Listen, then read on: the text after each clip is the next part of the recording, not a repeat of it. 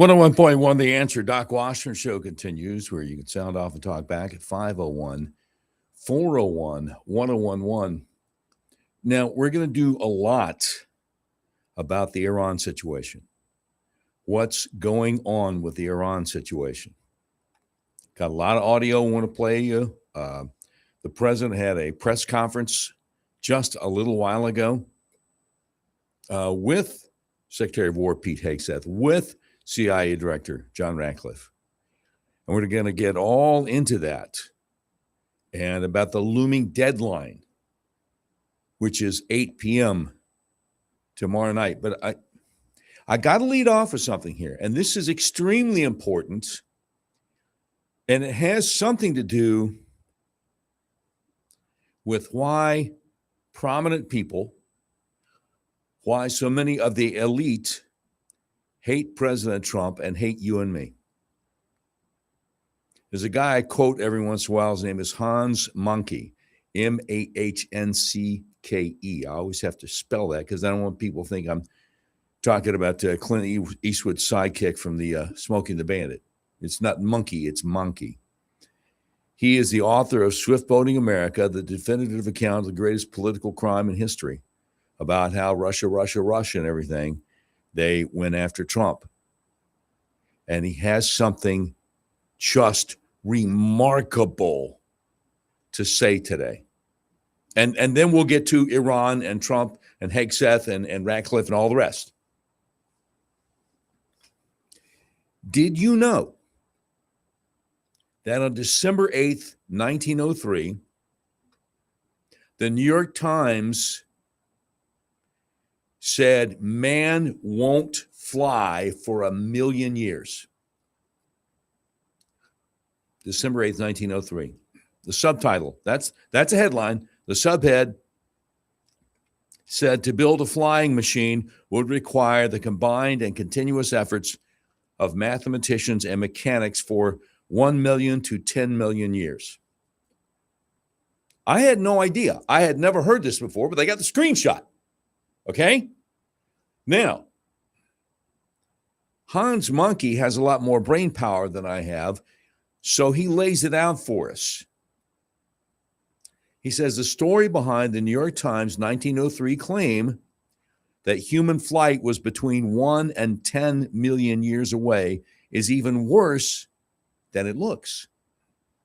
Once you understand the backstory, you realize that the New York Times story is not really about flight at all, but about how elites and credentialed so-called experts mistake their own failures for the boundaries of possibility.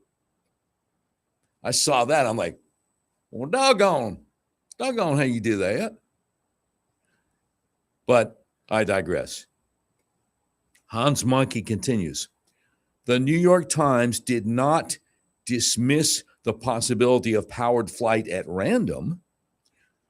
There was a very specific reason behind it. At the time, America's most prominent scientific authority, the Secretary of the Smithsonian Institute, Samuel Langley, had been showered with large amounts of taxpayer funding to build an aircraft, the Langley Aerodrome.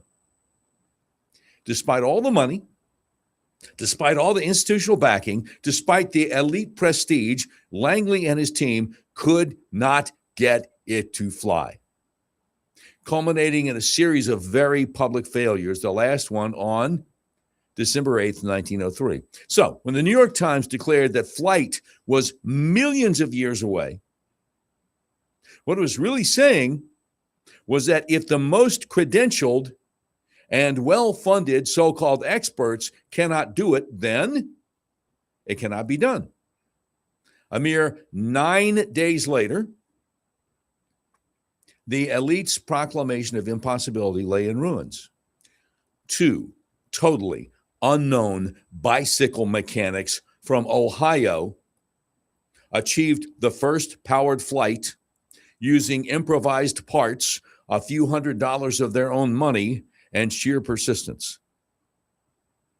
The story of flight is at its core a story of the triumph of American individualism over elite credentialism.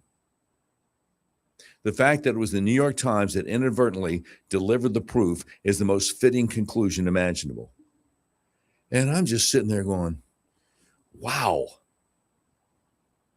Now, if Elon Musk hadn't bought Twitter, I probably never would have seen this. And I would have gone to my grave not having any idea that the New York Times said 9 days before the Wright brothers took off at Kitty Hawk, North Carolina, that the flight of man is at least 1 million years away, maybe 10 million, because it's going to be statistically impossible for anybody to figure it out. So, I mean, it couldn't hurt for you to get an account over there on X. You don't have to get in arguments with anybody. You don't have to use your own name. None of that stuff. So that's amazing. How do I come up with this stuff, young Steve? Young Steve filling in for young Tommy today on the other side of the glass. How did I come up with this stuff? Well, because I'm just down in the weeds 24/7. What? Well, yeah, it's because I don't have a life, but, those are hurty words, and you didn't need to say that. And now I'm, I think I'm going to sulk for a while. No, there's no time for that now. You remember Craig Ferguson, the Scottish guy who used to come on after Letterman, the funniest late night TV talk show host there ever was? I got that from him, hurty words. So I want to start off with what was happening on Saturday night. So after that basketball game, in which we were dumbfounded, because I don't know that much about basketball, college or NBA, but all the experts, all the elite, even Charles Barkley himself, were like, hey, Arizona all the way, man. Arizona's going to be national champions. And so Saturday night when Michigan did a number on it, right? And so now it's going to be UConn versus Michigan tonight. Okay, all right. Anyway, so my wife and I are sitting there going, wait, I thought Arizona was too big and too powerful, too fast. And then what? So after the game, she wants to switch it over to Fox. And I'm like, I tell you what, they're looking for this guy. They're looking for this guy.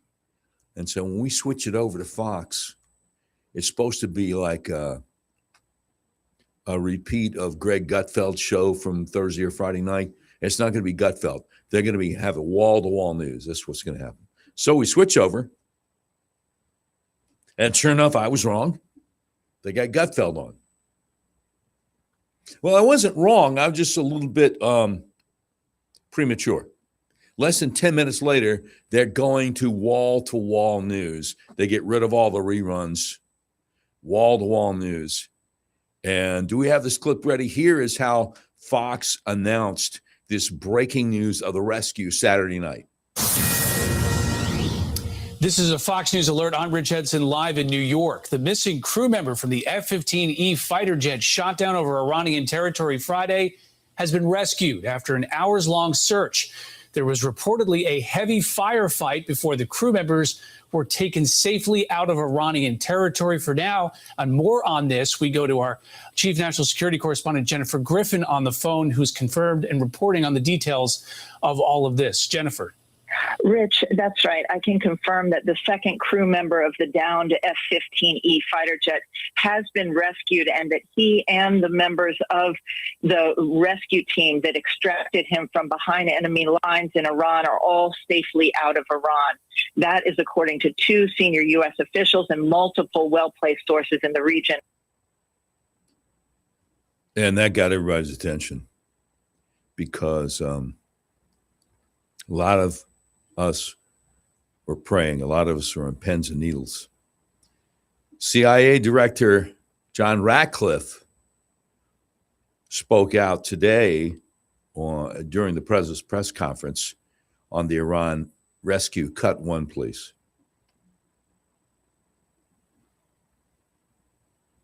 In addition to the human and technical assets deployed by the president to find our airmen, CIA executed a deception campaign to confuse the Iranians who were desperately hunting for our airmen. Hello. On Saturday morning, we achieved our primary objective by finding and providing confirmation that one of America's best and bravest was alive and concealed in a mountain crevice, still invisible to the enemy, but not to the CIA. That confirmation was relayed by Secretary Hegseth to the president, and the operation quickly moved to the execution phase. And Hegseth and the president are going to be speaking here in a moment. Before we go to the break, let's go ahead and do CIA Director John Ratcliffe on the Iran rescue. Cut two, please. Following the successful exfiltration on Saturday night, our intelligence reflects that the Iranians were embarrassed and ultimately humiliated by the success of this audacious rescue. When the president asked me to lead the CIA, he made it clear: get back to basics, no politics, no agendas, tackle the hardest problems, and execute the toughest missions. This president is about results. And now that's what his CIA is about too. The professionals at the agency and at the Department of War deserve immense credit for their flawless execution during this daring mission. Their skill, creativity, and courage are unmatched on the battlefield wherever they step. But none of that matters. And all of that is wasted without a president with the political courage to put them into action. Ain't that the truth? And, I just go back to what I led the start of the show with. Just another example of why the elite hate this guy. Because the elite frequently is not into common sense. And the president, more often than not, is. Now, we're going to have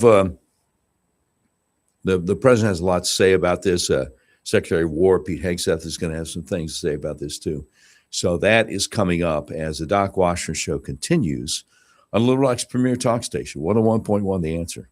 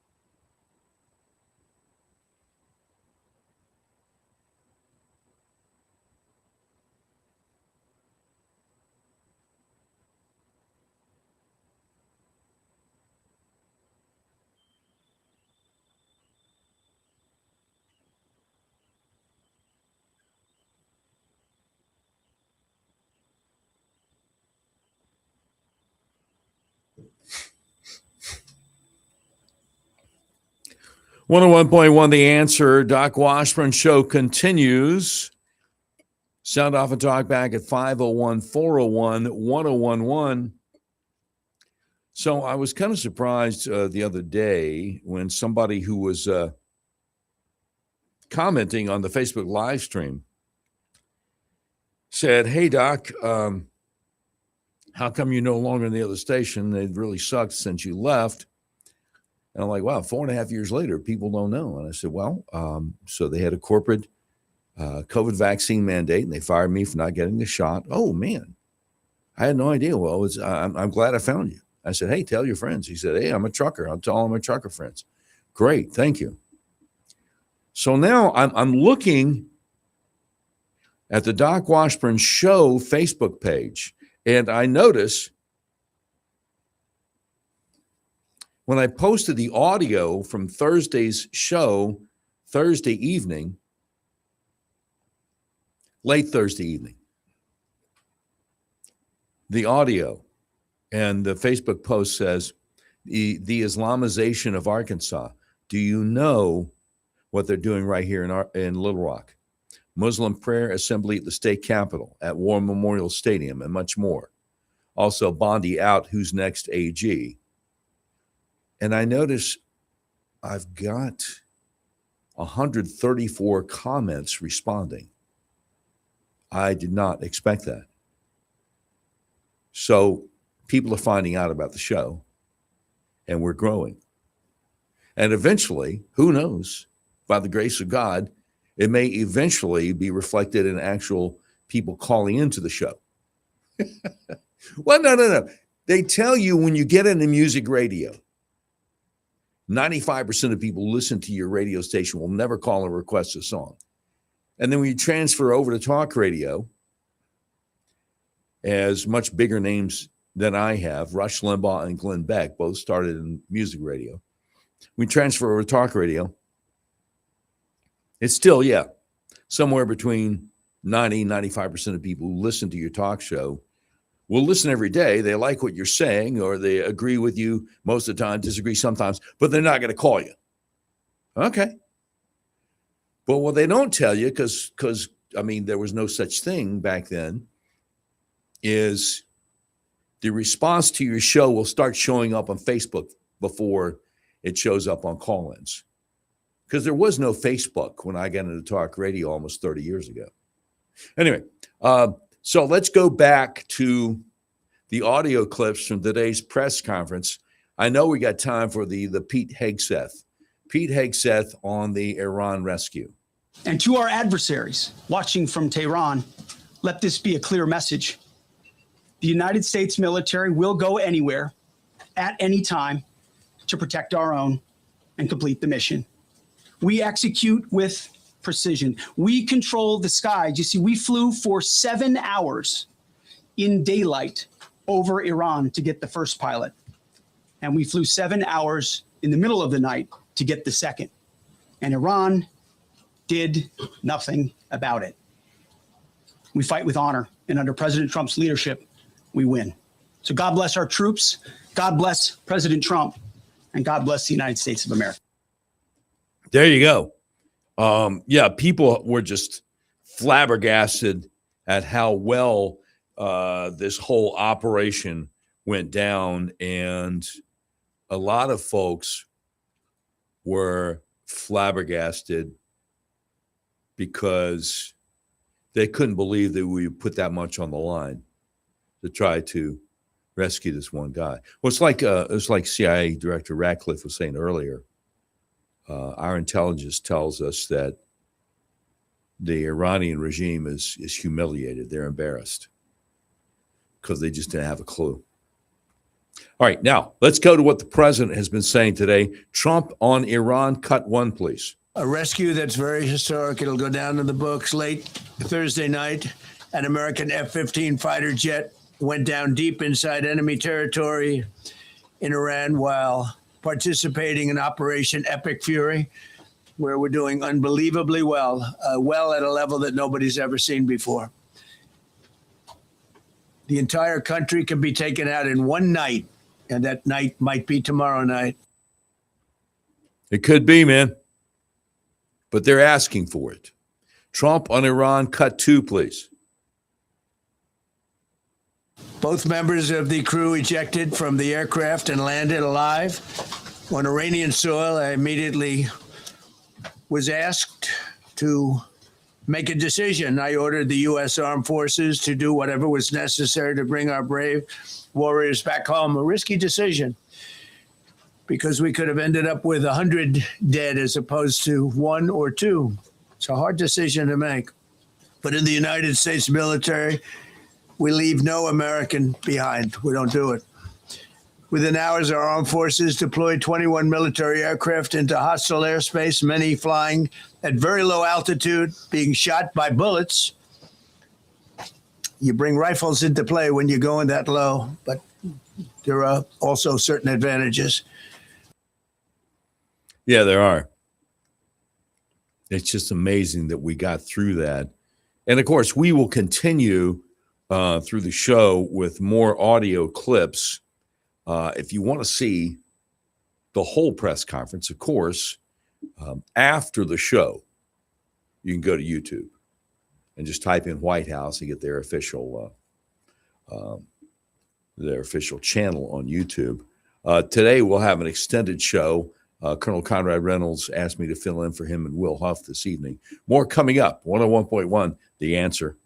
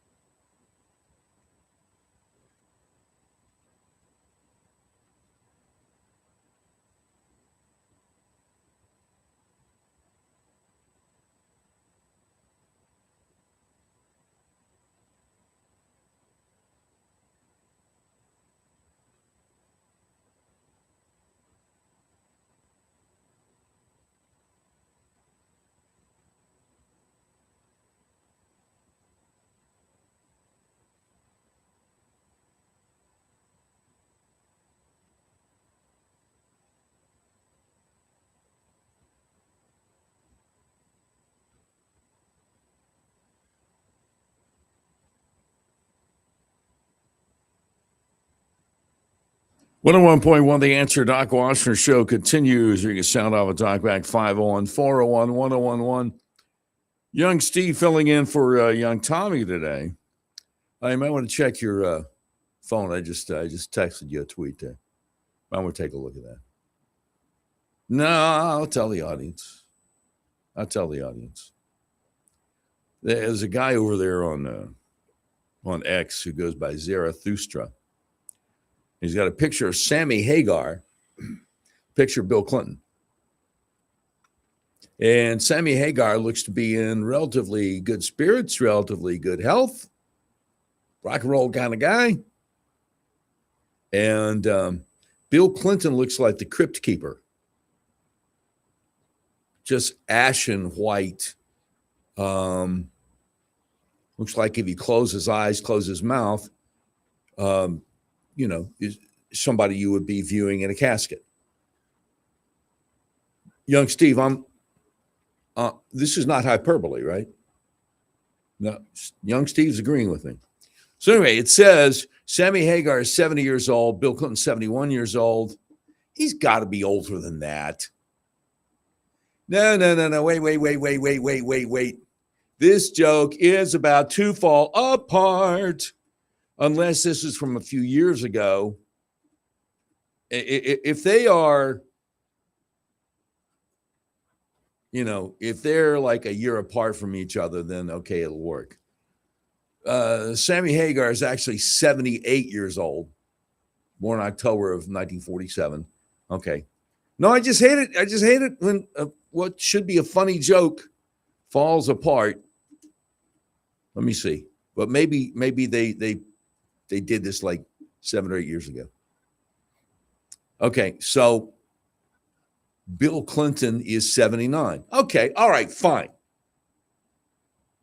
So Sammy Hagar is 78, Bill Clinton 79, and says Sammy has had over 40 plus years of alcohol, drugs, sex, and rock and roll. Bill lives with Hillary. Because Bill looks like, somebody, it's time for the viewing, in the casket. Just ashen gray. And Sammy's like, hey, where's the party? Anyway, meanwhile, back at the ranch, remarkable grace of God kind of rescue of our guy behind enemy lines Saturday evening. I guess it was Sunday morning in Iran. And they wanted to get it done before the sun came up in Iran because those guys were looking for him. And there was a huge reward out if somebody found them. And they would have given you a lot of Iranian money, which is worth nothing, I guess. Those guys don't always think things through. Anyway, Trump on Iran, cut 3, please. Daylight over Iran for 7 hours, at times facing very, very heavy enemy fire. We have a helicopter that's got a lot of bullets in it. It's amazing. We just realized how good those weapons are. Our machines are. Nobody has the equipment that we have, and nobody has the military that we have, not even close. We're the most powerful military anywhere in the world by far. The flight crews and warfighters aboard those aircraft took extraordinary risks to rescue their fellow service members. This first wave of search and rescue forces successfully located the pilot of the F-15, and he was extracted from enemy territory by an HH-60 Jolly Green II helicopter. Fabulous machine as our warriors faced gunfire at very close range. It's amazing that when you look at the machinery, what happened, that nobody was even injured. Yeah, it is. It really is. Those of us who have not been in the military don't tend to consider some things until these things are explained to us. And one of those things is they had trained for this kind of stuff over and over again. And this guy, though wounded, had to figure out a way to get away from the downed aircraft get as far away as possible and got up on a ledge like 7,000 feet up and hid in a crevice. All right, Trump on Trump is very upset because something got leaked to the media, and he doesn't say who, but I saw CBS News talking about it before the guy was rescued. Now, I don't mean I watch CBS News, but online, CBS News is like, hey, by the way, did you know?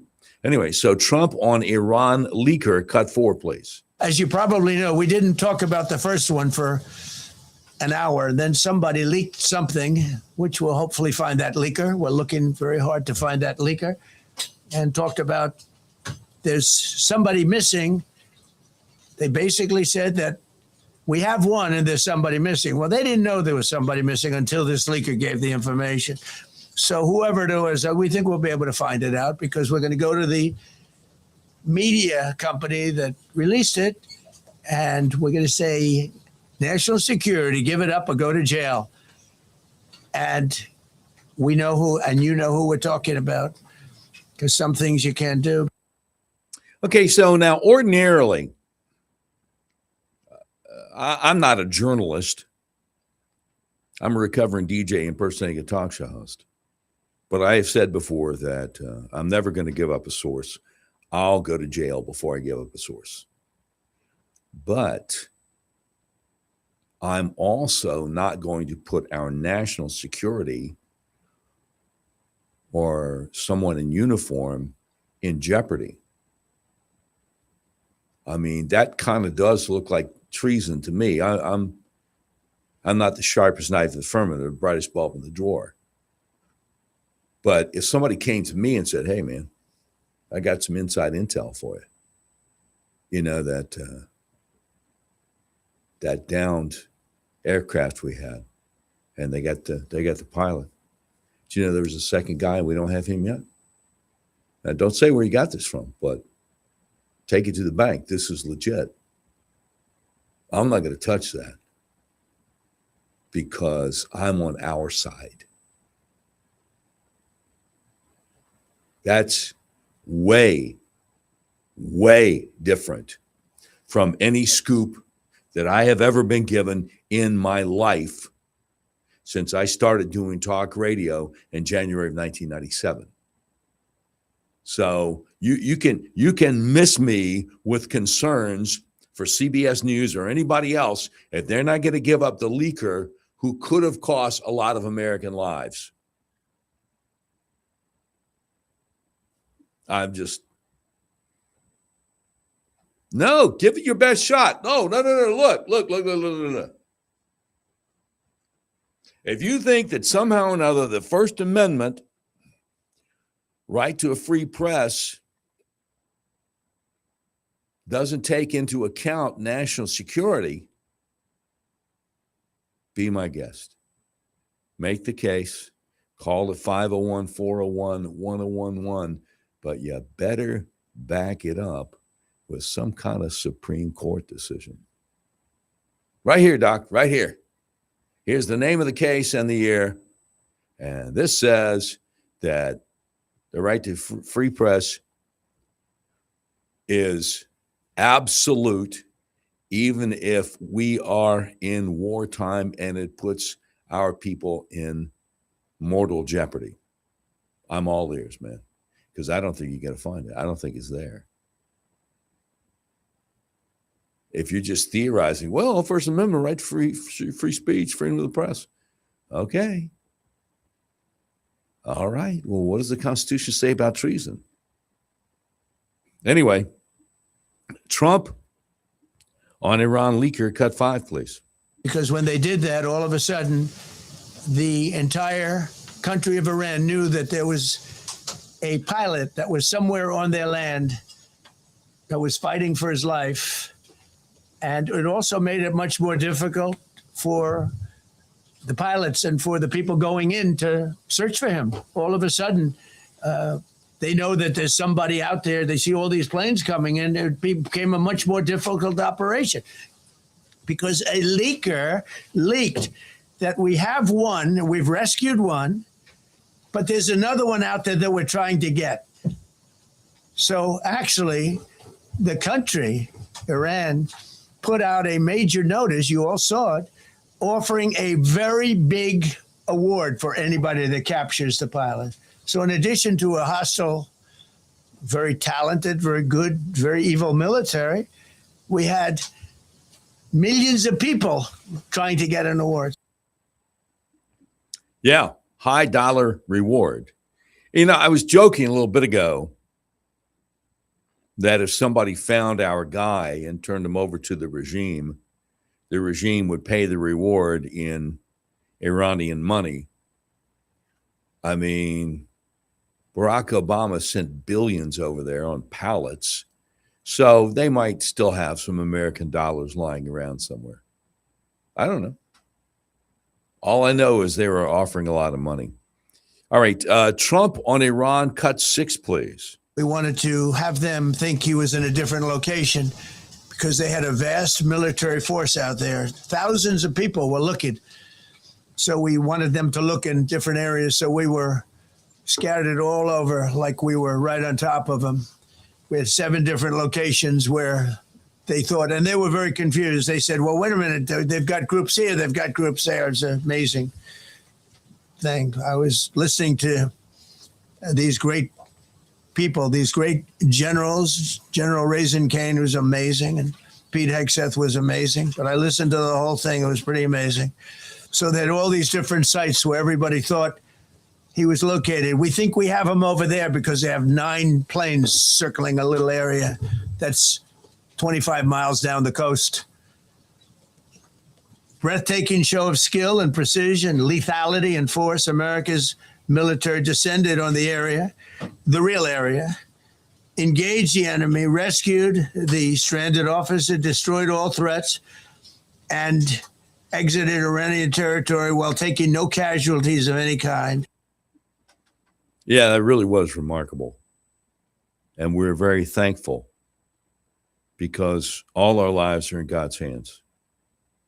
We're very thankful by the grace of God that we're able to get that guy out of there, because who knows what they would have done to him. I mean, they torture their own people. You know, the Ayatollah Khomeini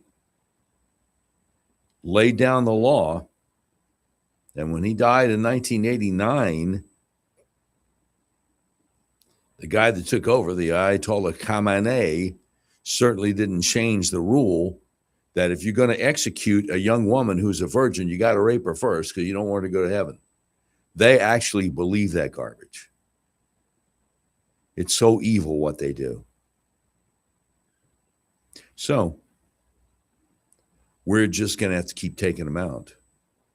Now, coming up, we're going to have the president talking about the deadline, you know?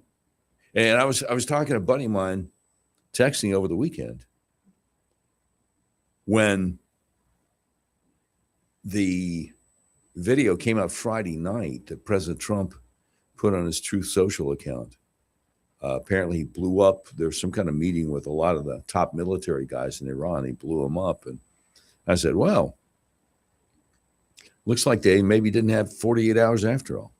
And my buddy said, they've had plenty enough time. I'm like, buddy, I mean, Trump's given him more time than I would have. He doesn't get credit enough for being patient. I'm not criticizing anything here. Good grief, you know. But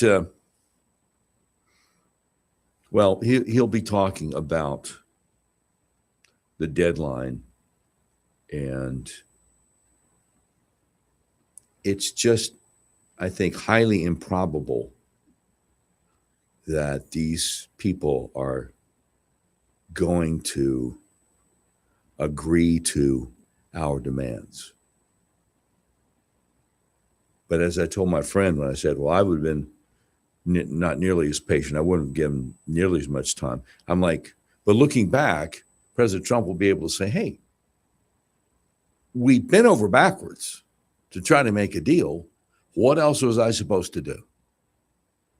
So when you look at it that way, he is thinking ahead about how is this going to look, and I don't blame him.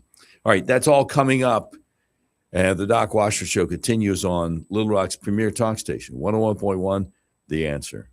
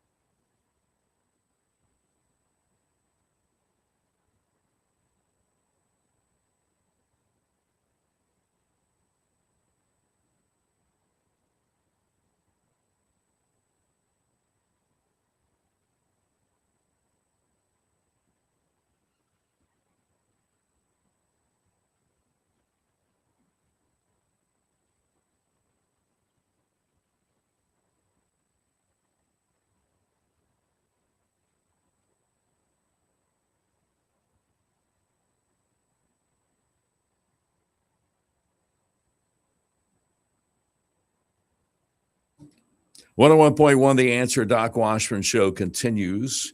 You sound off and talk back, 501-401-1011. Well, yeah, I'm aware. I'm aware of the local story about the Brinkley woman accused of firing a gun into the air and pistol whipping two people outside the bar in Jacksonville. But I got to, well, in the grand scheme of things, I think we got kind of a hot hand we're playing here. Kind of if I may use the term present company, kind of a bigger story going on. I'll get to that when I can. Okay? All right. The peanut gallery trying to give me some advice here. No, that wasn't young Steve. I don't want to talk about it. So we got more audio clips here. Trump reiterates Iran deadline. Cut one, please. Actually today, so I gave him 11, I guess, indirectly. I thought it was inappropriate the day after Easter. I want to be a nice person. They have till tomorrow. Now we'll see what happens. I can tell you they're negotiating, we think, in good faith. Oh, come on. Come on.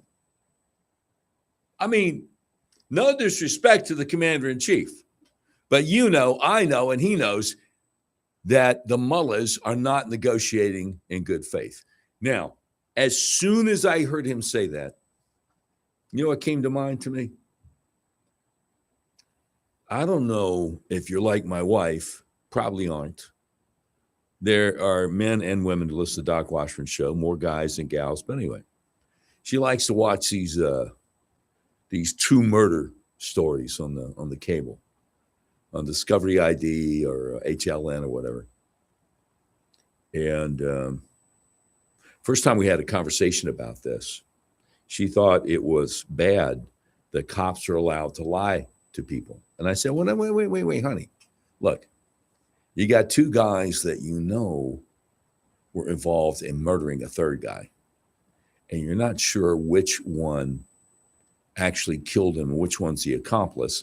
And so you got one guy being interrogated in one room, another guy's being interrogated in the other room. And neither one of them is being forthcoming. So you lie to the one saying, well, Billy, I'll tell you what, man, you're in a world of hurt because Freddie just gave up the goods on you. What? He did what? Yeah. Freddie told us you're the one that shot him, and he just helped you move the body. I said, because, honey, they're trying to get probable cause to take this guy to trial and hoping the jury will convict and get murderers off the street. So anyway, I say all that to say this. That's the analogy I think about when President Trump is like, well, you know, we think they're negotiating in good faith. We hope they are. He's just trying to get people off balance that are a lot worse than your garden variety murderer in Arkansas. A lot worse. Murder's bad enough. What these people do is even worse. All right. Now, having said that, Trump reiterates Iran deadline. Cut 2, please. We're going to find out. We're getting the help of some incredible countries that want this to be ended because it affects them also. A lot of people are affected by this, but we're giving them till tomorrow, 8 o'clock Eastern time. And after that, they're going to have no bridges. They're going to have no power plants. Stone Ages, yeah. So I Googled that because he's not saying if it's AM or PM. And he's not known to use military time, like saying 2,000 hours or whatever. Anyway, I Googled it, and he is talking 8 o'clock PM. So after our show is over tomorrow night. But, you know, who knows? Maybe he won't give them all the way until 8 p.m. tomorrow night. But it's, as always, we need to pray for our leaders. All right, now, Trump tries to educate liberal reporter. Cut 1, please. Why would they want you to blow up their infrastructure, to cut off their power? Wouldn't that be punishing Iranians for the actions of the regime? They would be willing to, and it's suffering. They would be willing to suffer that in order to have freedom. The Iranians have, and we've had numerous intercepts. Please keep bombing. Bombs that are dropping near their homes. Please keep bombing. Do it. And these are people that are living where the bombs are exploding. And when we leave and we're not hitting those areas, they're saying, please come back, come back, come back. These are the people. I don't know what they do. All I can tell you is they want freedom. They have lived in a world that you know nothing about. It's a violent, horrible world where if you protest, you are shot. Well, I thought we had room for cut 2, but I think we don't. He's having to explain this to her. Part of the problem with arguing with liberals is they pretend they don't know what you're talking about. Anyway, more coming up. Doc Washburn Show continues on Little Rock's premier talk station, 101.1, The Answer.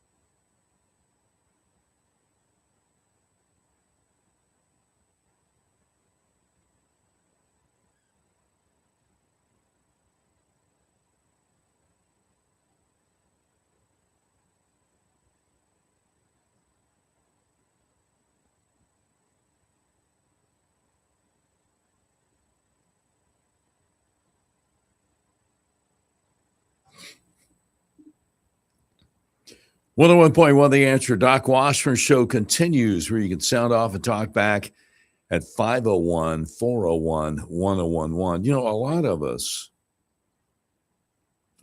us admit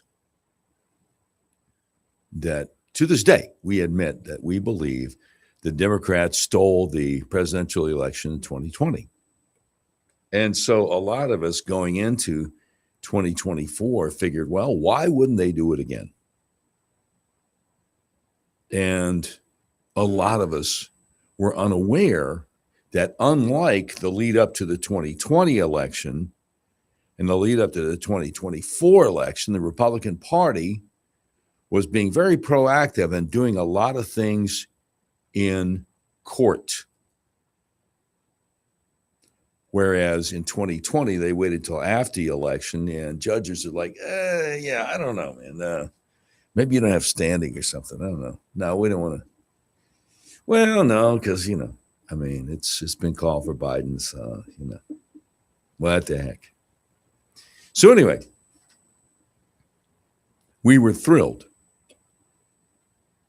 We were really, really relieved that President Trump got back in. And, when you think about it,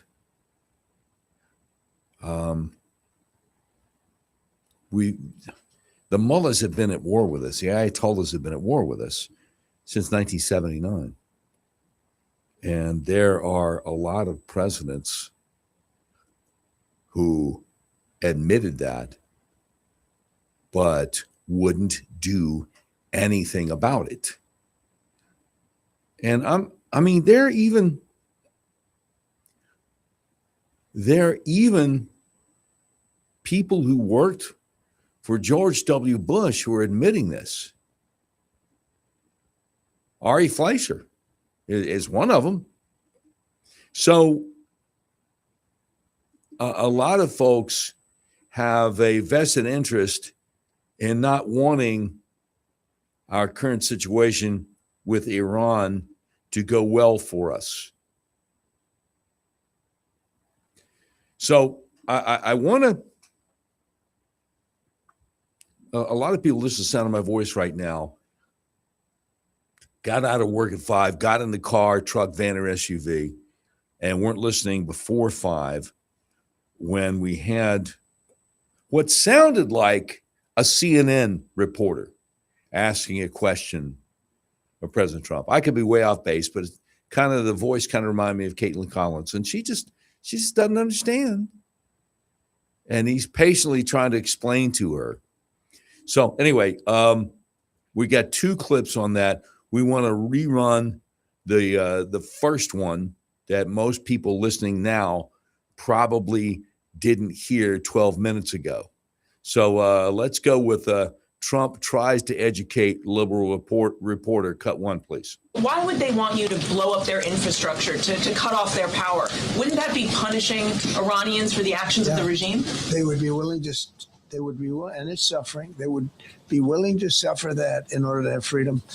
The Iranians have, and we've had numerous intercepts. Please keep bombing. Bombs that are dropping near their homes. Please keep bombing. Do it. And these are people that are living where the bombs are exploding. And when we leave and we're not hitting those areas, they're saying, please come back, come back, come back. These are the people. I don't know what they do. All I can tell you is they want freedom. They have lived in a world that you know nothing about. It's a violent, horrible world where if you protest, you are shot. That's right. And as I mentioned to my audience that was listening 15 minutes ago, part of the problem with, part of the frustration with trying to have an argument, trying to have a conversation with liberals is so many of them pretend they don't know what you're talking about, and that makes it difficult. Okay, so, but he follows up. Trump tries to educate liberal reporter. Cut 2, please. Because they're very good bullish artists. That's why for 47 years they've been bullishing other presidents, and they haven't done the job. and people are living in hell. You live in that country, they're living in hell. No, I think that 47 years of this stuff is long enough. They're at the weakest point they've ever been. Yeah, I did. Well, no, there are, some words that the FCC doesn't allow you to say on the radio. Doesn't allow you to replay even the president of the United States saying it. Kind of terms that probably a number of presidents have used, but not publicly. And so when the president drops the BS bomb, you got to either just put dead air where the second word is, or you hit a thing that reverses it. So yeah, you got to do that. Now, here's the interesting thing. A lot of Europeans think that we and our president are jokes because they don't like us. So President Trump gets a question from a British-sounding reporter who just seems all in a tizzy about critics. Your Truth Social, you called the Iranians crazy bastards. True. What is your response to critics who say that... I don't care about critics. What is your response to critics who say that it is your mental health that should perhaps be examined as this war continues? I haven't heard that. But if that's the case, you're going to have more people like me, because our country was being ripped off on trade, on everything for many years until I came along. So if that's the case, you're going to have more people. That's true. That's absolutely true. We don't care about the critics. There are 50 million Muslims in Western Europe that weren't there 30 years ago. And we're supposed to take their opinion seriously? You know, it hasn't been too many years since King Charles, who's still then Prince Charles, Prince of Wales,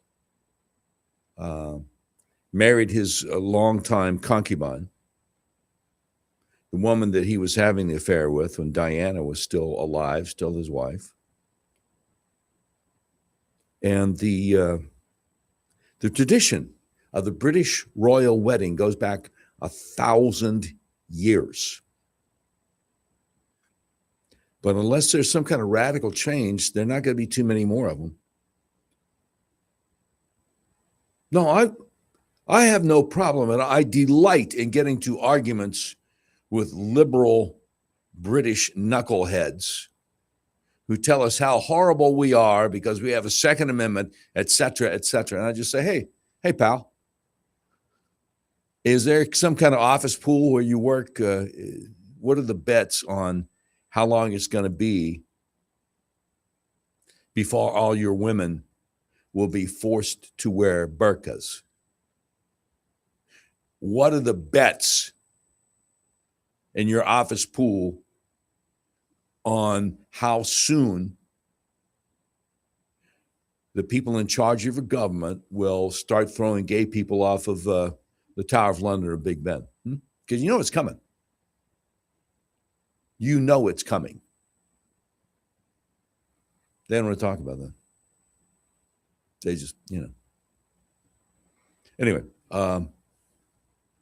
let's see. What do we have next here? Trump doesn't care about the critics. We're going to get to, after the break, we're going to get to what former CENTCOM commander, retired General Frank McKenzie, said about this whole operation. We're going to get to a guy I'm not a big fan of, Mike Pompeo, but what he said makes sense. But I've got to, I was talking about Ari Fleischer earlier. Now, Ari Fleischer, former White House press secretary under George W. Bush, we're not going to hold that against him, Fox News contributor. And he said something that I think has been in the back of a lot of our minds, but it's sad. I guess as a Jew, he can say this. I mean, Bo Snerdley was Rush Limbaugh's producer. And after Barack Obama got into office, every once in a blue moon, they would put Bo Snerdley on the air on the Rush Limbaugh show, and he would say, certified black enough to criticize Barack. Okay, so Ari is like, these are my people. Let me tell you what's going on. Because so many conservative Republicans can't wrap their mind around why do so many Jews vote Democrat? When it's, for many years, it's been the Republicans who welcome them in, and the Jews don't seem to be cognizant of the fact that the Democrat Party has people like Rashida Tlaib and Ilhan Omar who have a religious hatred for them. How can you possibly vote Democrat? So here's what Ari Fleischer says. The reason many Jews vote Democrat is because for them, abortion is more important than Israel. Sad to say, the existence of Israel is not that important, especially compared to liberal social policies. Well, I mean, that seems to be true. Now, President Trump, over the weekend, and I've got to use some euphemisms here. President Trump over the weekend went on Truth Social and said, Tuesday will be Power Plant Day and Bridge Day all wrapped up in one in Iran. There will be nothing like it, 3 exclamation marks. Open the effing straight, you crazy bastards, or you'll be living in hell. Just watch. Praise be to Allah, President Donald J. Trump. Now, I don't think that he's actually converted to Islam. I think he's mocking them on that. So there's a response from Hillel Fuld, who calls himself a proud Zionist and Jew, global speaker, a tech columnist, and advisor to Google, Microsoft, Oracle. A guy who's enough of a Zionist, he's been banned from Australia. Anyway, he says, not sure how I feel about a president speaking this way, but profanity aside, I endorse this message. So then Ari Fleischer, not to be outdone, Ari Fleischer, if you're old enough, you'll know what he's talking about. He says, well, a good thing Twitter didn't exist when LBJ was president. Hello, buddy. No. LBJ makes Donald J. Trump look like a choir boy. LBJ famously had cabinet meetings, would walk into the John, sit down with a door open, and continue the cabinet meeting. That's LBJ. You know, the guy who gave us the war in Vietnam, the Gulf of Tonkin incident, that to this day, Bill and Hillary say was a big hero of theirs. Don't get me started about LBJ and Bill and Hill. All right, coming up, the former head of CENTCOM talking about our Operation Epic Fury in Iran. As the Doc Washburn Show continues on Little Rock's premier talk station, 101.1, The Answer.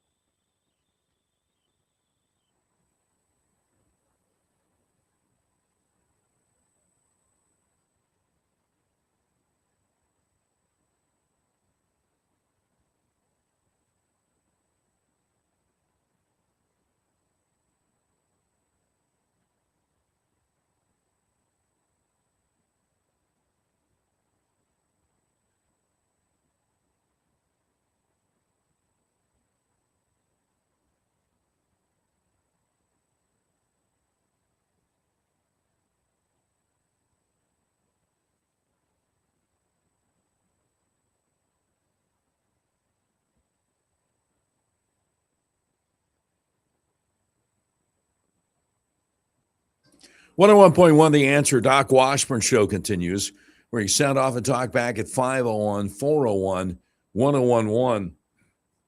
I want to, we need to, there's a lot of commentary we can do, but let's go ahead and knock out the rest of these, the rest of these sound bites. We got the former CENTCOM commander, retired General Frank McKenzie, on Face the Nation, talking about Operation Epic Fury. Cut one, please. So it took just under 48 hours to find the missing weapons systems officer after the jet they were in went down in a remote and mountainous area of southwestern Iran. The weapons officer was hiding in a mountainous crevice, we're told by a senior administration official. What's your assessment of how the search and rescue operation went? So I think I'd draw two lessons from it, Ed. First of all, the excellence of the joint force, our ability to rapidly pivot to look for a downed air crewman. We train for this endlessly. It's a part of every time we send air crew over enemy territory. We have detailed, elaborate plans to go get them. It's a very basic part of who we are as American fighting men and women. So that plan swung into action. I think it was executed pretty effectively. Yeah, it was. It was. And a lot of people are freaking out because Pete Hegseth has been firing some top level officers, some generals and stuff, but they're freaking out, I think, because again, they're the elite. History is replete with guys in charge of DOD who know what they're doing, getting rid of generals and admirals and stuff like that. If you guys who don't know what they're doing, like Obama fired a bunch of people. Anyway, having said that, let's go to former CENTCOM commander, retired General Frank McKenzie on Face the Nation on CBS. Cut two, please. As always, you've got somebody on the ground, maybe injured. They got to get to a position where they can hide until you can get to them. All that seemed to work out very well. We did, in fact, lose a couple of aircraft in that mission. But I would just tell you, it takes a year to build an aircraft. It takes 200 years to build a military tradition where you don't leave anybody behind. You take the aircraft trade any day in a situation like this. The other lesson, I think, is a hard lesson for Iran. First of all, they were not able to find the missing air crewman. Second, they put out a broad appeal to their people to turn him in, reward, asking for all kinds of leads. That does not appear to have been successful. And I think that's maybe a sign of disaffection. Don't know. But you can't be happy with that if you're a senior leader in Tehran this morning. Yeah. Boy, that's strong. It takes a year to build an aircraft. It takes 200 years to put together this ethos, this worldview, this philosophy of how we do what we do. God bless them. That's fantastic. Trey Yingst is the senior Middle East correspondent for Fox News. A lot of us get upset with him sometimes because he too often takes the enemy at their word, but he's been pretty good during Operation Epic Fury. And we have one clip. Trey Yingst says, Trump says the Kurds kept the guns. Here we go. Now, the president also provided new details on what happened earlier this year as the Iranian regime took to the streets and slaughtered what the president tells me is 45,000 civilians in their own country. After that took place, President Trump told me the United States sent guns to the Iranian protesters. He tells me we sent them a lot of guns. We sent them to the Kurds, and the president says he thinks the Kurds kept them. He went on to say we sent guns to the protesters, a lot of them. And so a number of headlines here from my conversation with President Trump, all of this taking place more than a month into Operation Epic Fury and in the aftermath of that successful U.S. operation overnight to rescue that stranded U.S. service member inside Iranian territory. The president himself ordering that operation after the CIA came on Saturday morning and confirmed that they located where this crew member of an F-15 that was shot down on Friday was located. Again, the president making that decision to send in hundreds of U.S. special forces deep into Iranian territory and successfully retrieving that U.S. service member. Okay, so that was Trey Yingst on Fox from Tel Aviv, Israel, yesterday morning. This morning, he added to it He said, President Trump on camera discussed what he told me yesterday on the phone. Quote, we sent guns, a lot of guns. They were supposed to go to the people so they could fight back against these thugs. You know what happened? The people that they sent them to kept them. Now, there's an update on that. There's a guy out here saying, Kurds don't run FedEx in Iran. Kurds are not Trump's hired guns. They were sold out in Syria, where an al-Qaeda regime was preferred over Kurdish rule. Why should Kurds trust us not to sell them out again to a corrupt, kleptocratic Pahlavi regime once the dust settles in Iran? So in other words, the Kurds are getting wiped out by the al-Qaeda guy that's in charge of Syria now. When you look at it that way, it's like, oh, well, maybe that's why. Anyway, more coming up.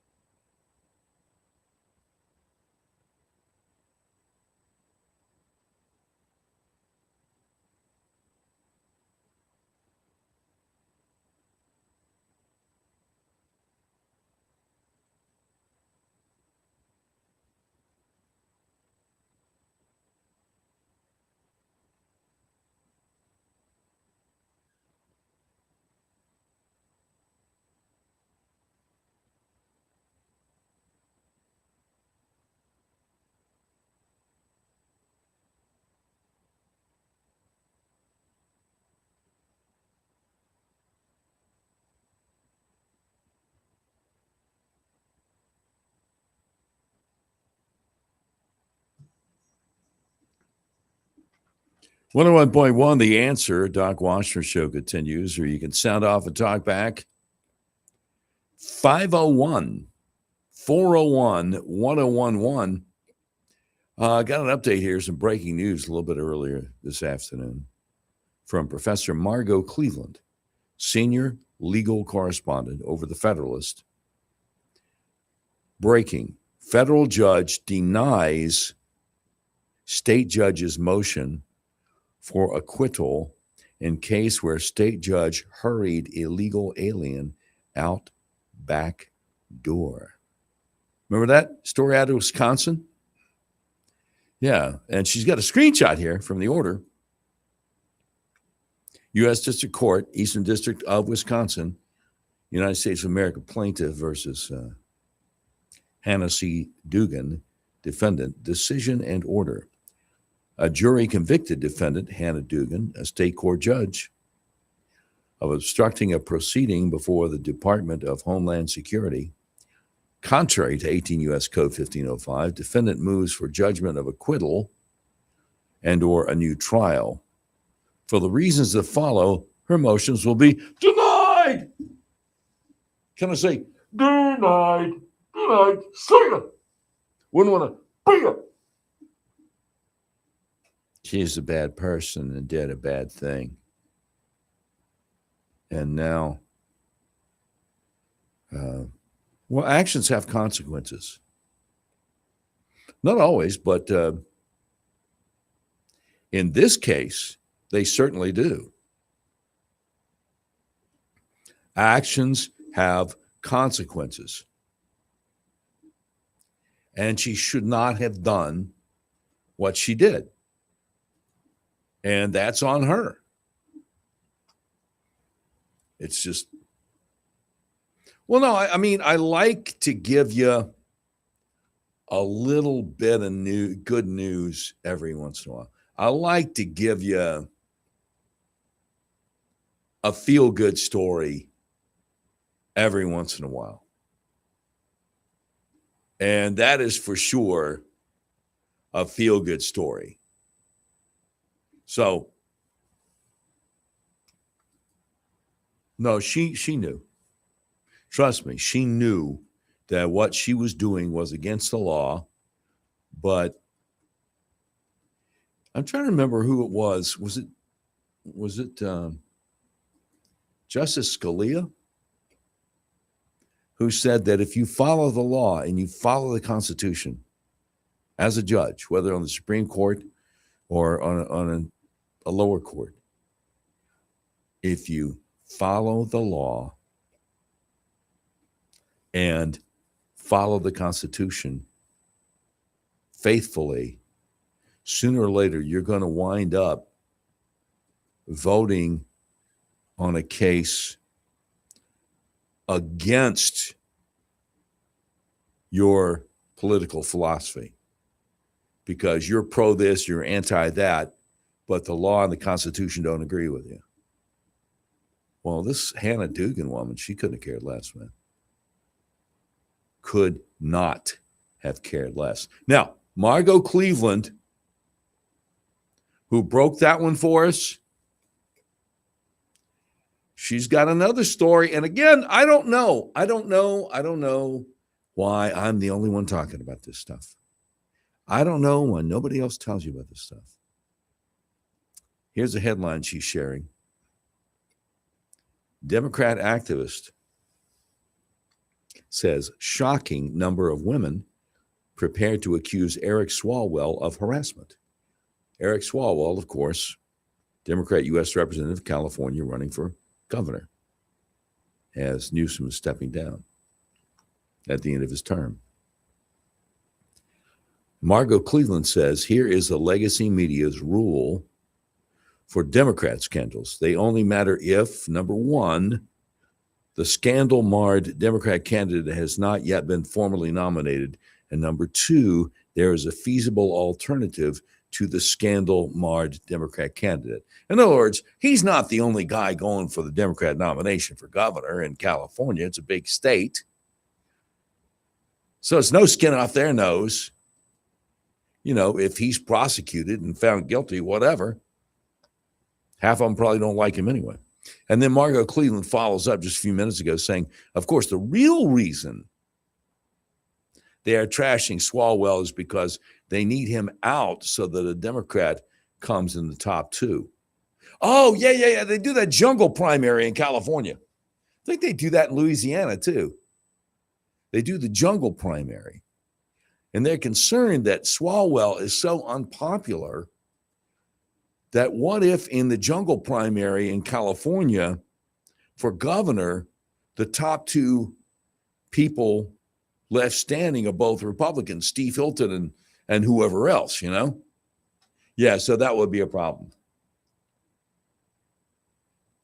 Yeah, that would seriously be an issue.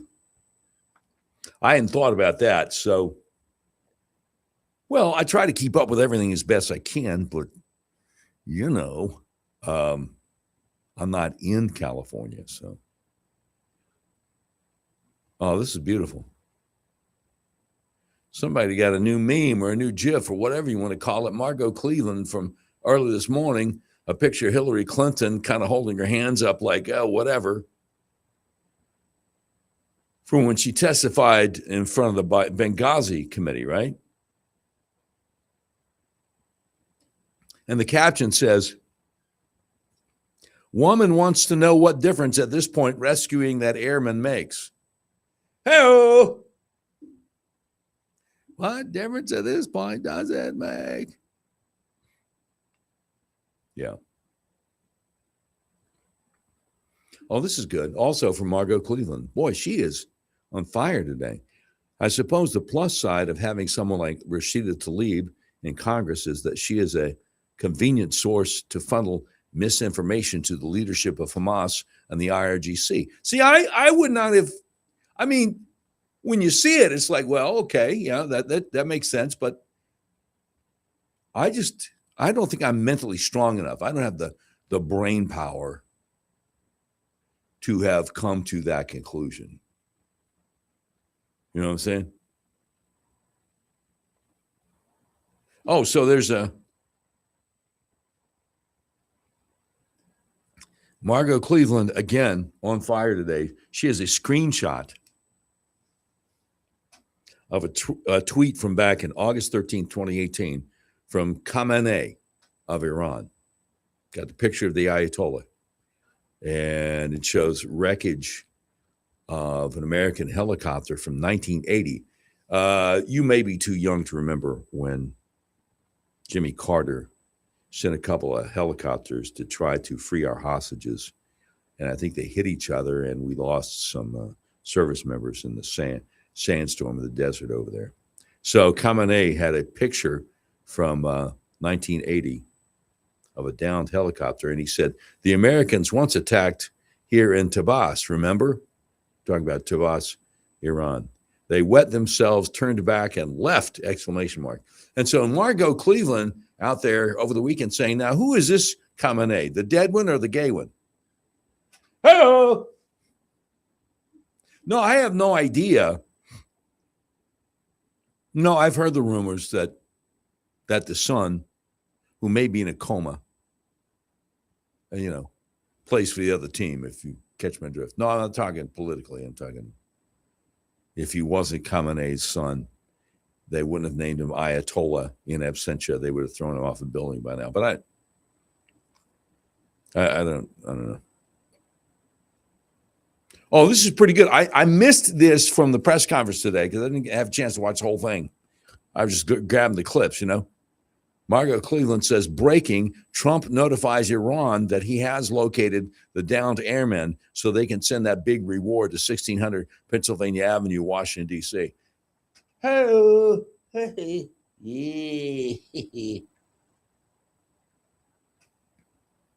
Did you realize this? New York Post has this.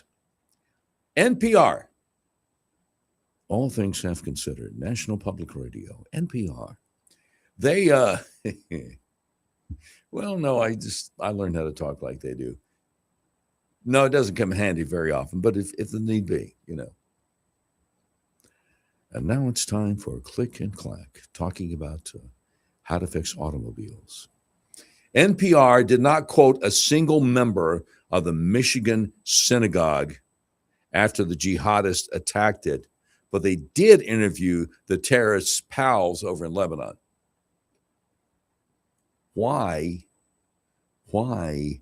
am I not surprised? So, New York Post also reporting Gavin Newsom is going to be spending $19 million in taxpayer funds on a New York PR firm to polish California's image. And Margot Cleveland says, well, California taxpayers have started funding Gavin Newsom's presidential campaign. Now, I ain't gonna lie, fam, this is what it looks like. That is definitely what it looks like. All right, now, let's go back to sound clips. U.S. Representative, Democrat, U.S. Representative out of California, Ro Khanna, good buddies with so-called Republican Thomas Massey out of Kentucky.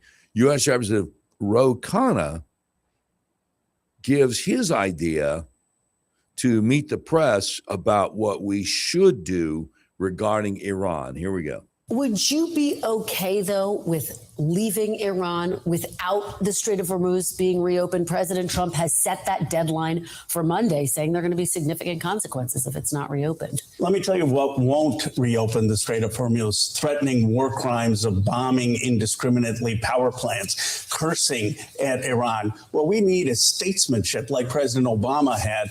What we need to do is to stop the bombing, have a ceasefire, and then to work with Oman, to work with China, to work with the Gulf allies and European allies to have a solution to allow Hormuz to be open. But it's not going to happen by massive escalation. Now, I don't know if you caught that or not, but he was talking about the template for diplomacy, the template for negotiating with the Islamic Republic of Iran was the way Obama carried himself. But I think that most Americans would disagree and would say, I don't like this idea of actually sending billions of dollars of cash on pallets to the Ayatollah and the mullahs. But that's where this guy's coming from. And that is your modern Democrat Party. They're not the Democrat Party of Scoop Jackson and Hubert Humphrey or even Bill Clinton. They are radical socialists. They're communists. And we should call them on it every opportunity that we get. All right, more coming up as the Doc Washburn Show continues on Little Rock's premier talk radio station, 101.1 The Answer.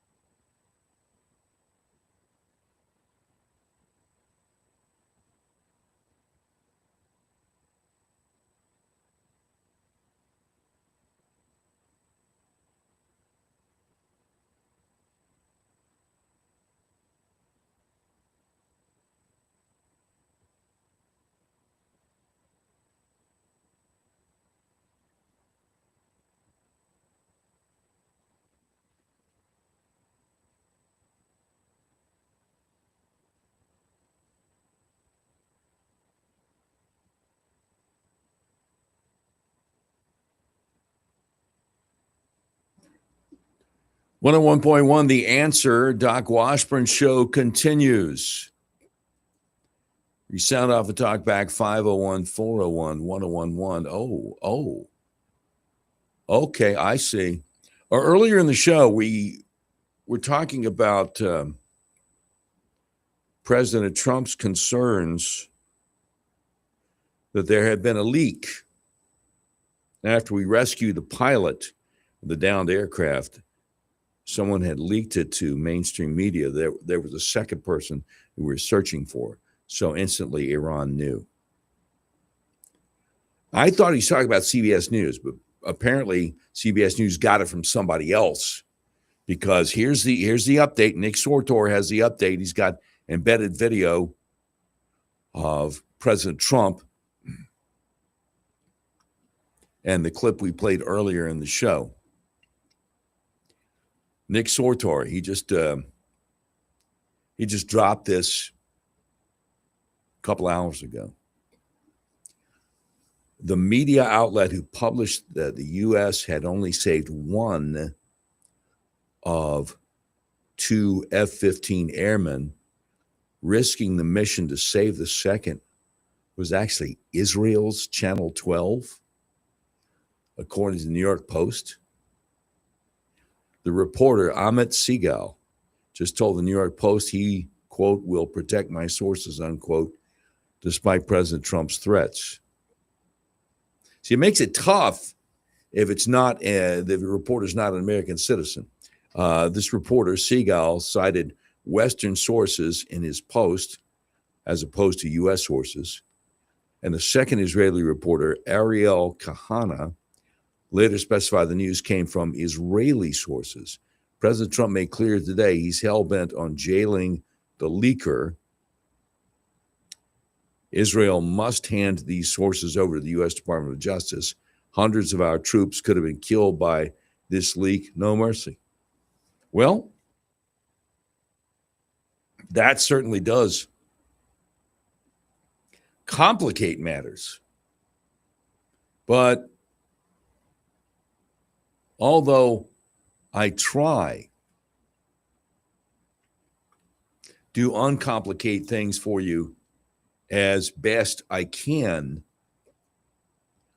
what I have to do is share the truth with you to the best of my ability as soon as I can, and sometimes it's complicated. By the way, Iranian state TV is now calling on Iranian children to surge to power plants so they can be human shields against President Trump. Students, youth, and almost everyone is invited to be human shields of key infrastructure tomorrow. These people are disgusting animals. Disgusting animals. Oh, going back to Swalwell. Going back to Eric Swalwell, who now there is news out there that a bunch of Democrat women are getting ready to sue him for sexual harassment. 2018, Eric Swalwell said that if Brett Kavanaugh is innocent of sexual assault, he should bring into his confirmation hearing all the people who have accused him so they can speak freely. Swalwell also said that multiple accusers, the fact that there were multiple accusers meant that Kavanaugh is most likely guilty of sexual assault. So my buddy Mays Moore, I follow over there on X, says, hey, Swalwell, you're going to keep up the same energy when your accusers start coming forward? You're going to release the women from their non-disclosure agreements so they can speak freely about you? I mean, all it'll do will be to prove your innocence, right? Okay, look, we got one more audio clip, unrelated to anything else we've talked about. Senator Ron Johnson on what can cure acid reflux. This is amazing. So I've always had acid reflux for years, okay? And so I was on everything, Zantac and Prilosec and then Nexium, which, by the way, work great in terms of relieving the symptoms, but also have some pretty nasty side effects. So again, reading these alternate opinions on stuff, hydrochloric acid has been known for decades to be a digestive aid. The theory behind what causes acid reflux is you don't have enough stomach acid. You're not digesting the food properly. You're not providing the signal to the, I guess, sphincter muscle, whatever, that closes your stomach off from your esophagus. So what you do to solve it is you introduce more acid in the form of a natural vegetarian-based product, and that's called hydrochloric acid. So I take one tablet now before my evening meal. I miss it probably at least half the time. I don't have it anymore.